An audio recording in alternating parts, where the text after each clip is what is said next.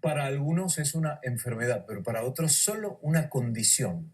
Lo cierto es que las personas con autismo en sus diferentes grados requieren de comprensión y apoyo para integrarlos dentro de sus posibilidades a la sociedad que todos compartimos. El autismo es un trastorno neurológico complejo que generalmente dura toda la vida. Actualmente se diagnostica con autismo a 1 de cada 68 individuos. El autismo daña la capacidad de una persona para comunicarse y relacionarse con los demás.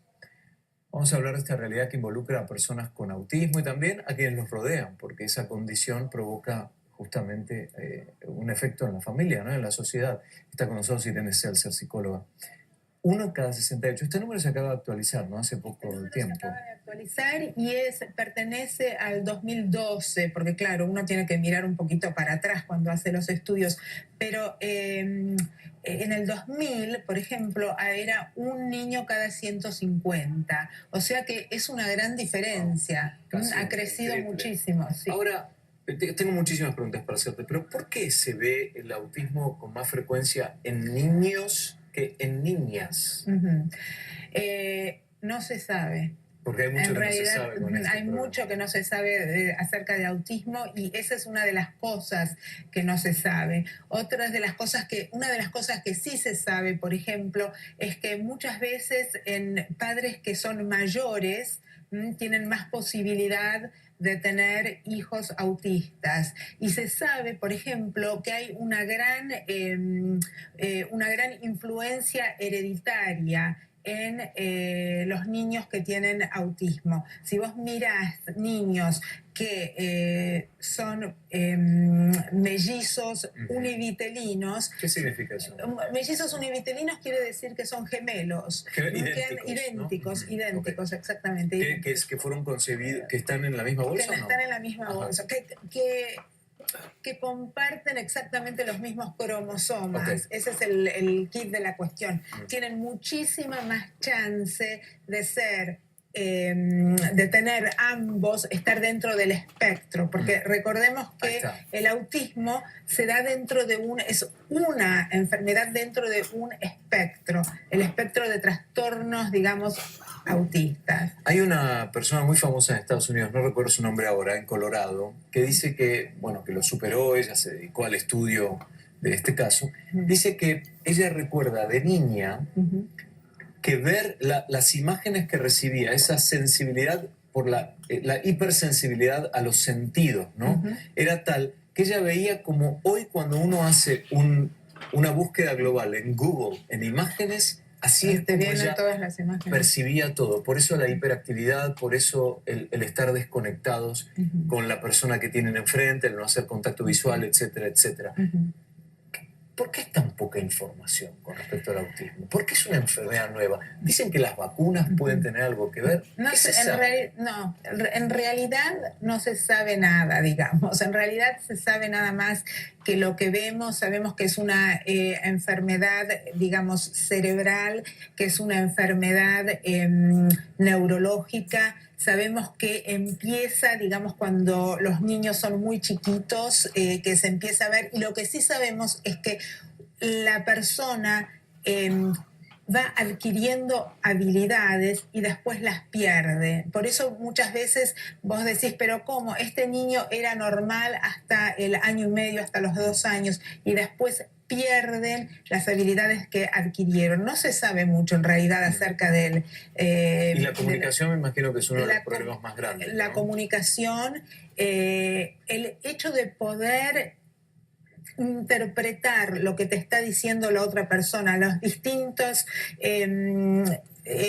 ¿cómo te puedo decir? Las distintas cosas que suceden en una relación, los distintos aspectos de una relación que para mucha gente lo capta, para todo el mundo en realidad, lo captas de forma instintiva, es innato, es instintivo. Una persona con autismo no lo capta de esa manera. Por eso es tan difícil su vivir en sociedad y en relaciones. Ahora debe haber un problema muy importante, sobre todo cuando sucede en niños tan chiquitos, ¿no?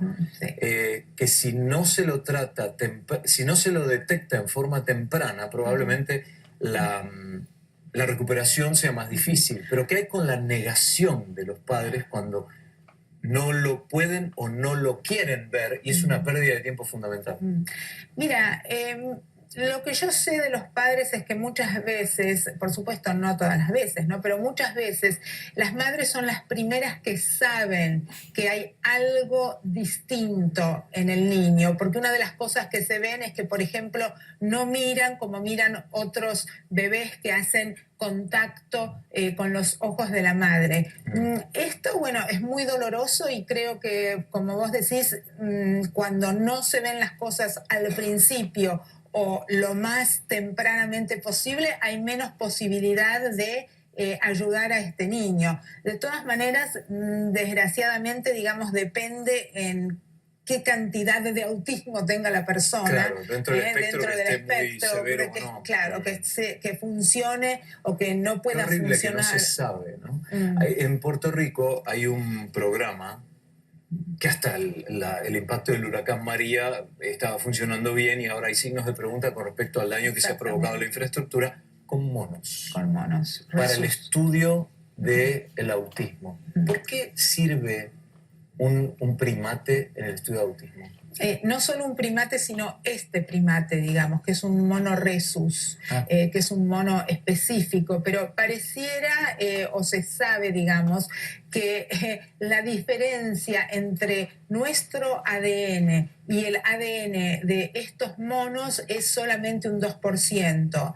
Entonces, sabemos de todos en general, del ser humano en general con este tipo de monos. Con este tipo de monos. No solamente de los niños autistas, sino del ser humano en general. El ser humano. Okay. Pero con respecto a estos monos, tienen una cadena genética, un pedacito de ADN que es muy parecido, digamos, a la cadena genética que tiene la gente que tiene autismo. Entonces estaban mirando los comportamientos de estos monos, cómo eran distintos de los monos que no tienen esa cadena, digamos, ese pedacito. Entonces,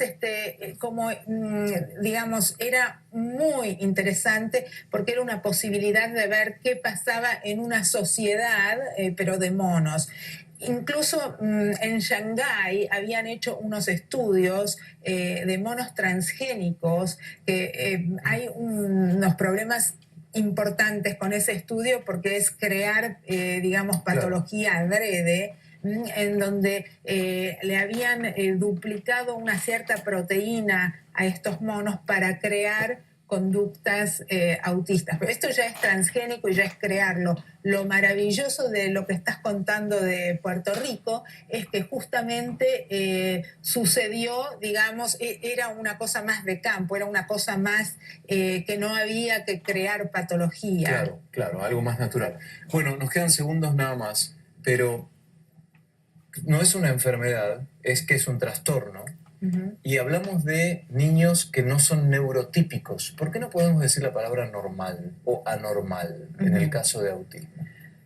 Bueno, digamos que... ¿O es una cuestión de sensibilidad al tema? Es una cuestión de sensibilidad al tema y es una cuestión de quién te lo cuenta y una cuestión quizás del tiempo en que estamos. Si vos miras ahora el libro, digamos, de enfermedades que usa la Asociación Psicológica de Estados Unidos, vas a ver que autismo sí es una enfermedad. El tema, lo que sucede con la gente que opina que no es una enfermedad, es que uno dice hay un abanico de posibilidades en las que la gente puede o no caer. Entonces es como decir, bueno, esta persona no es típica, pero de todas maneras así le funciona el cerebro. Y como el cerebro le funciona de esta manera, vamos a decir que esto no es una enfermedad. Quizás dentro de 10 años o 15 años, cuando sepamos más, o dentro de 5 años, cuando venga el próximo, digamos,